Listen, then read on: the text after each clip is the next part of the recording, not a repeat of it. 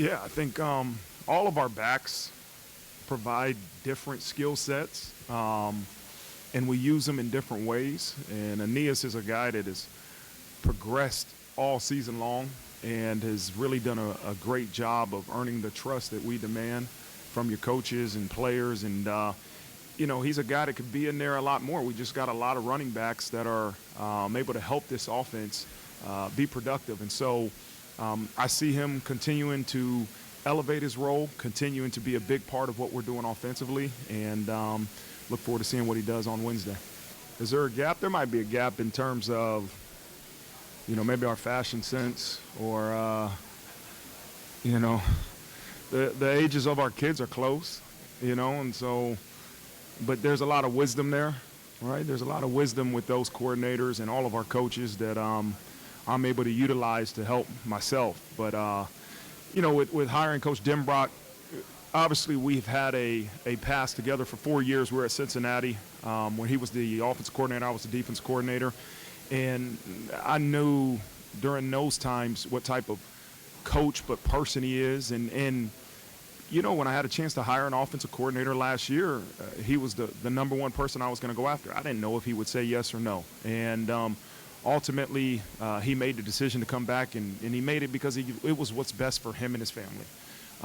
It wasn't the opportunity to work for me, work with me. It was the opportunity for him and his family being able to come back to South Bend, and that's what was best for them. And so we're extremely grateful. I'm extremely grateful to have him leading our offense, and there is a comfort knowing that our offensive coordinator is Mike Denbrock. Well, I think you utilize the game film that's there, right? There's 80-something plays of him playing this year and doing a really good job at running their offense, right? I don't think they're going to change their offense completely because of who's at quarterback. He does a lot of things well that Carson Beck did well, right? He can throw it. Carson Beck's more athletic than I thought until I started watching the film. He can do a lot of really good things, and he makes great decisions in those 86 plays that we watch. And so I don't assume it's going to be that much different, but it's also a game of adjustments, right? We have to be able to see what they're trying to do in their plan of attack versus our defense and be able to adjust. And that's what, the game of football has been all year. There's some parallels. I do believe they're an offense that believes in running the football, and that's what we believe in. Our offense philosophy, we have to be able to run the football. That creates a lot of openings in the pass game. And although we might throw for more yards than we do run sometimes, it doesn't matter. It's a philosophy of being able to run the football. And I think Georgia has a similar mindset. They got big old linemen that are tough, that can drive you off the ball, do a really good job of trying to take advantage of what you are giving them defensively. And so those are similar things that we do. We want to get the ball to our playmakers in space, no matter who those playmakers are, and let them make plays. And so I think there is some overall general philosophy similarities between the two offenses, but obviously there's some differences too. I think there's always a need for leadership, no matter what the organization is. How do we continue to enhance it? I don't know if there's just one answer for how you make college football better. I think it's a collective group of individuals and thoughts and a commissioner, and there's a lot of different things that I think could really go into the equation to enhancing our sport. And so I think everybody wants it to improve, but we also have to have empathy for all different sides. We have to have the understanding of the demands of our young people, academically, NIL-wise, socially, all the different demands they have on them. And then also understand the expectations we have as a football program and the football programs across the country. So I don't believe there's just a one answer to truly fix or enhance college football and college athletics. But I do believe we're progressing. I believe every year you're seeing enhancements and decisions made that I think everybody has, the mindset of how do we make this thing better. And I foresee it continuing to improve. And so I don't ever want the headline to be that Marcus Freeman said, this is what you need to do to make college football right. There is no one right answer. There's a collective group of thoughts and people that are continuously investing into this sport and trying to find a way to continue to make it better for our young people. Yeah. Trust me, it isn't just third down. It's first, second, and third, and fourth. I mean, he is a really explosive, very good football player. If you give him space, he's going to take it, and he's got the ability to take it the entire way. So he's a challenge. He's a challenge in the run game, but also in the pass game. And so we have to know where all their backs are at all times. Like, they utilize their backs in really unique ways. And it's not just one guy. I think Etienne is extremely talented. He does a lot of things well, but they got a stable of backs that present challenges. So we have to know where they're at. We have to know where they're aligned and really have a great plan for the running back situation. Yeah, I think number one, he's a captain. He's a captain. He's a leader. That's the one thing that hurts you. You can't replace a captain, and you can't replace his leadership. You have to try to replace the production with multiple different people, ways, schemes, schematic things. It's not just going to be one person that's going in there to replace Rylie Mills.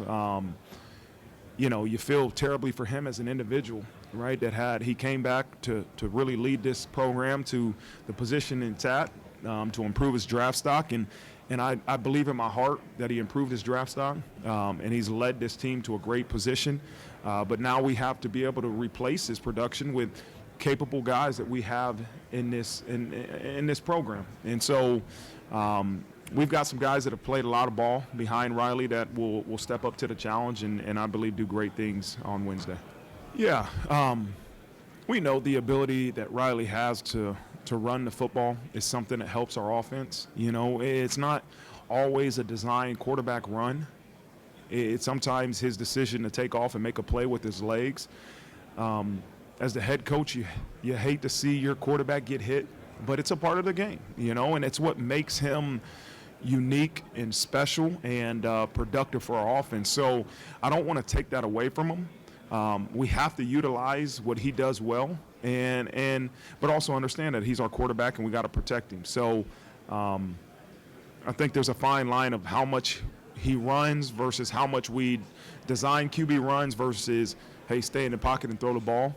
We have to utilize all three different areas in our offense, and that will be a part of our plan coming up.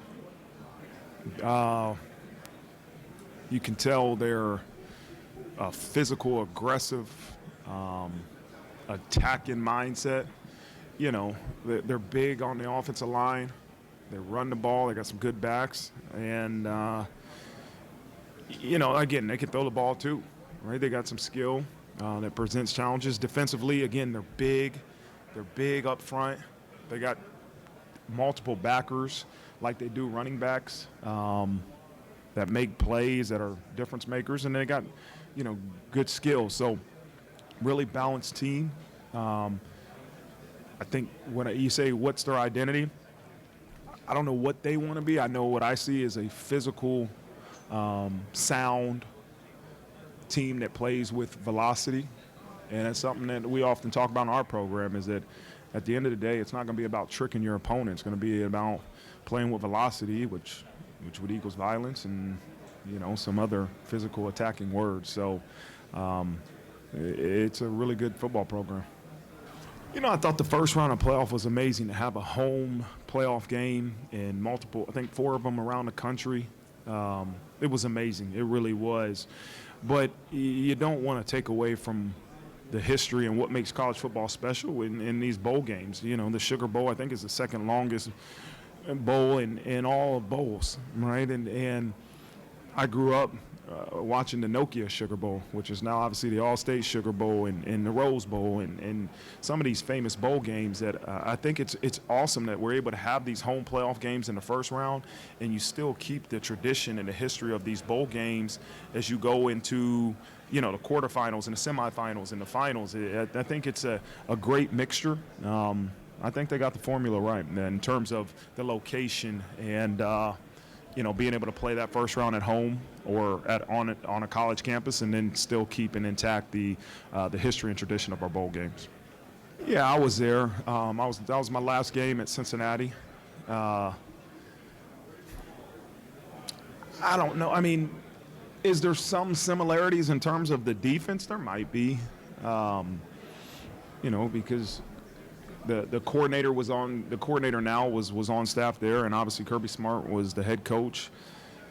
The personnel was elite then, it's elite now, right? Like the way they play the game with physicality and running the ball and stopping a run, it was the same then it is now, but the personnel's different, right? Their quarterback was different. The guy back then, I think, was the Daniels kid, right? JT Daniels. I remember Pickens was the wideout. They had the big number 0 was a tight end. I might go on and on about some of those guys, but schematically, we do things differently here under Coach Golden and our defense than we did when I was a defensive coordinator. And so, again, it's a game you reference. At least okay, hey, this was a Georgia team that you faced when you're at Cincinnati, but I think this team at Notre Dame and this current Georgia team are different programs. Yeah. Yeah. It's difficult. It's difficult. I've always been a guy to just say, hey, how do we do the best we can within the rules of the game? And there's a lot of people that put a lot of time and effort into creating these rules and timelines and guidelines. I don't. I try to say, let's maximize the opportunities that we have. And so, yes, there's difficulties to it, but there's not me complaining about it isn't helping. Let them figure it out what's best. Like, there's always a better way. There's always a better way. There's always a better way, no matter, when you put the transfer portal window. I mean, there's a lot of different opinions about it. We just got to make sure we maximize every year what's best for this program within the rules of the calendar that have already been set. Yeah, I think that's a constant improvement. There was some issues and mistakes that we made in week 1 versus A&M that were probably masked to the outside by the outcome of the game. And they were obviously magnified the following week because of the outcome of the game, right? And what we have to do is continuously improve. I think there was some valuable lessons that the loss to NIU taught us, but it's this constant chase for improvement every week, every day that we've been able to make, and we still continue to have that mindset. So how different is this team now than then? It is different because we've improved.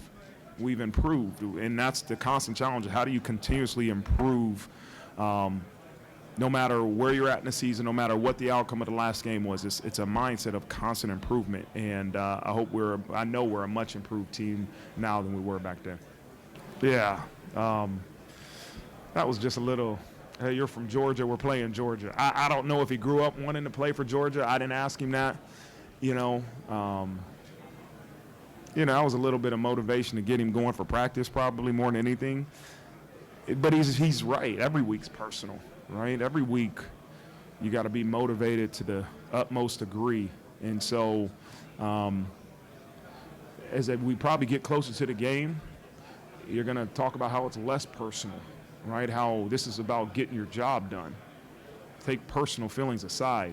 Sometimes before you practice, you got to push some buttons, right? It can be monotonous. It's another practice, and my job as a head coach is to find those buttons that you got to push to get them motivated to practice. But at the end of the day, when you got to go out there and perform, you got to play with a clear mind and clear vision of what you got to get done. So make it personal in terms of as we build up to this game, but as we get to the game, it's about, getting your job done for these guys in this room. Yeah, I think we want the perfect football player. Everybody wants the the most athletic, the most intelligent, the most motivated, the most competitive football player you can find. We got to make sure that we find guys that fit Notre Dame, right, in terms of what we're looking for athletically, but also, there's requirements that it takes to get into school, and they got to embrace what this place truly entails, right? It's not a big school. It's about 8,500 kids in South Bend, Indiana. It's going to have some cold winters, but we say the guys in this room choose hard. Like, that's the one thing we talk about all the time. You got to choose hard, and these guys have chosen hard, and they got to choose hard every day. And so I don't think we go and we look for GPAs to say that's a smart kid, let's go bring him into Notre Dame. No, we go out and we evaluate your film. We talk to your coaches. We talk to the kids. We talk to their parents and say, okay, is this a person that's going to thrive at this place? And a lot of these kids are extremely intelligent. They are, and it's a difficult school. It's a challenging school, a challenging education, but they're great football players too. Yeah, I think it's trying to fight being normal every day, right? And we embrace that. I want our guys to embrace that and to want that. I think it's normal for the normal person to wake up and just go in and say, let's get my job done and go home. And I want our guys to be misfits and to find a way to push yourself outside your comfort zone every single day, to look for hard and to run the hard and to choose hard every single day. I think that's the mindset we as a program have to have. That's what I want, misfits. We want to be misfits. We don't want people to look at us and go, oh, yeah, you're just a normal coach. You're a normal football player. We want to be a little bit of a misfit and embrace that and do the things that misfits do, right? And that's not just one thing, one example. It's if everybody's doing something, you want to probably try to do something harder, do something different. That's kind of that misfit mentality that I believe we got to keep and got to be. Yeah, I don't know what's considered a major bowl. I don't. If you had said two guys that their dad was on the last national championship team, I would say, oh yeah. But every bowl's got to be a major bowl, right? Like, you got an opportunity to go out and compete and win. If you're waiting to be in the Sugar Bowl to consider it a major bowl, then you're not the competitor we need you to be. And so, listen, this is an opportunity for us to go and compete against one of the best teams in the country in the All-State Sugar Bowl. It's a privilege. We're grateful for the opportunity, and we're going to prepare in a way that's going to give this program the best chance to do that. But I don't believe much in the major bowl, and I believe in opportunity to go out there and compete and win with guys that prepare like heck with you. And so that's the mindset we got to have. But I think you got to be grateful for this opportunity, because that will reflect in terms of how you prepare. I don't know if we say let's go target all the multi-sport high school athletes, but I do love when I hear the guys we're targeting play more than just football, right? There's a competitive side of things that just training doesn't give. It doesn't provide. And I love to hear about multi-sport athletes. I love guys that run track. I love guys that play basketball and lacrosse and different sports, because it just shows that, they're not in the offseason just looking to specialize in football, right? They're willing to go out there and compete. And what I really love about it is sometimes they're not as good in the other sports as they are in football. And so they're willing to put their ego aside and say, I know I might lose in track, but I'm going to try to make myself better as an athlete. And that speaks volumes to me.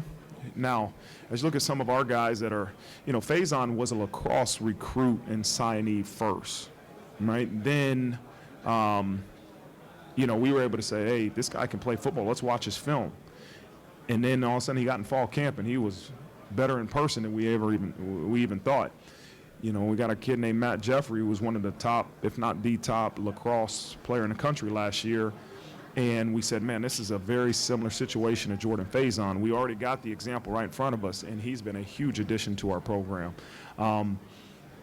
It's something that's hard to balance for those guys, to be a full-time football player and then during the spring be a full-time lacrosse player, it's a lot of load in terms of the physical load on their body. But we got a great sports performance team that's able to balance both of them. You know, and if it's an opportunity for us to attract the right kids, I think that can help us in our football program and play lacrosse or play baseball. Got a couple kids that play baseball. Like, that's what we're going to do. And I think it's something that we can start to sell now that makes us unique and different.